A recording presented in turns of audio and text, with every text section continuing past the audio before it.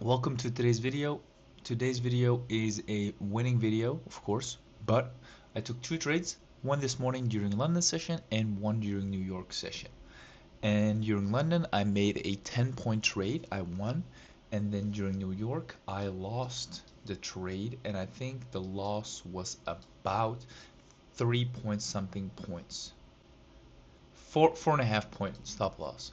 So we basically made only $300 or 200. That's besides the point. The thing is, I want to reflect on last week before we get into the trade. Last week, I was the closest to getting my first ever evaluation passed, and or passing my first ever evaluation. And then all I need was 200 or 400 more dollars, which was a very small trade, like a regular 10-point trade, which I usually take, would have done the deal. But my impatience, Jesus Christ, my impatience showed me that I wasn't ready yet, and that I might still not be. So, long story short, after looking back at Friday, I wrote down, in hindsight, it always makes sense because in my mind, Friday, I was aiming for that 4.5 win because I wanted to take a big 15-point gap, a 15-point trade, but I wanted to split it up in much smaller trades because I thought that I needed to pass by hitting the profit target and having a 50% win rate, which I don't. So after Friday, I started looking into it and I read all the rules and everything, and the win rate is just, I made it up in my head. I don't know why or where it came from. I was thinking about the consistency rule and I mixed it with the win rate. So now I know. But now we still need what, $1,200, $1,800 to pass the challenge. So that could just be 2 more days. Yeah, we were currently at $1,227. This morning we were at $1,500, $1,400, but then we lost the second trade. So let me show you today's trades, and then we'll get going. So this is, why is it flippering? Well, this is my trading for the past month. Yeah, as we can see right here, pretty big trade. But today you can't see, but we took right here 10-point trade, and I'm gonna add a new rule. I've been thinking about this rule for a few weeks now, and I'm gonna implement it. If I take a winning trade during London, I'm not gonna trade New York. I'm not even gonna look at the market, because this way I will keep my, what's the word I'm looking for here? I will keep my amount that I win safe and sound.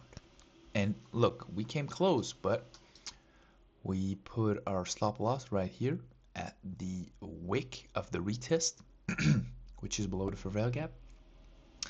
And yeah, that was pretty neat trade if you ask me. I took it and I instantly went back to sleep because I hadn't much sleep that last night. That's besides the point. We took 10-point trade, which is all I want to take during London session, because we can take 15, right? We can, but it's gonna take, and look, it would have been really close because right here volume goes down. So I much rather take a 10-point trade because those kind of levels might get hit. Unless, of course, there is a previous high or low at 11 or 12 points, I'll use that as my take profit area. But yeah, that's what I'm telling myself here now. This week, I will trade every London session, I think. Let me check my schedule real quick. Yeah, I will trade currently every, except probably Friday, because it's some Easter holiday. I don't know if they also have it in the US. I'll trade every London session.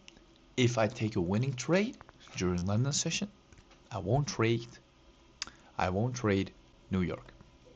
If we take a loss, usually the loss should not be more than 5 points because movements are not that big in London session.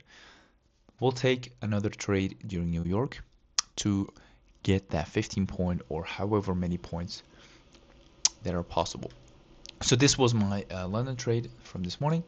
Beautiful setup, we break out the 5-minute zone, we retest right here instantly, and yeah, we engulf right here, I enter right here, boom, and we go up. Beautiful. So then we go to New York session right here. Look at that big zone and big 5-minute candle, and then we have fair value gap pushing down, no retest. We have another fair value gap. So keep in mind, this is a big move. Like if you think here, look at that. That's like,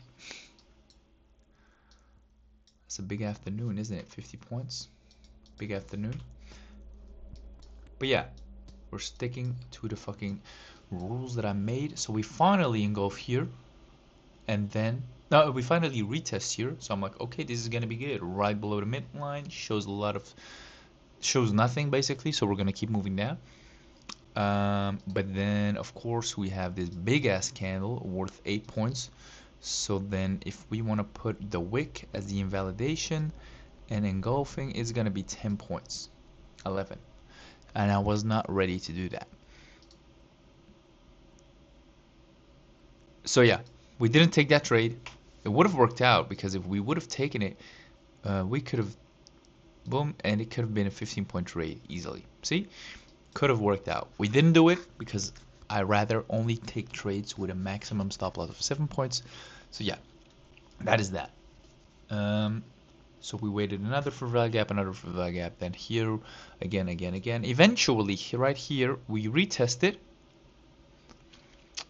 and we engulf here. So I enter. Obviously, the fucking candle that I enter on, like I should have entered. I mean, I did enter right after closing of this candle.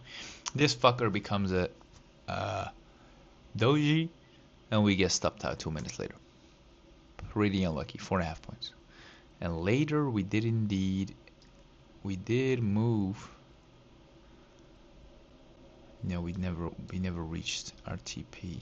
So I was actually thinking about using just 10 points. And then I saw this previous wick right here. So I was like, let's just target that. So I think I would have been even more pissed. So I'm going to keep that in mind for the future for sure.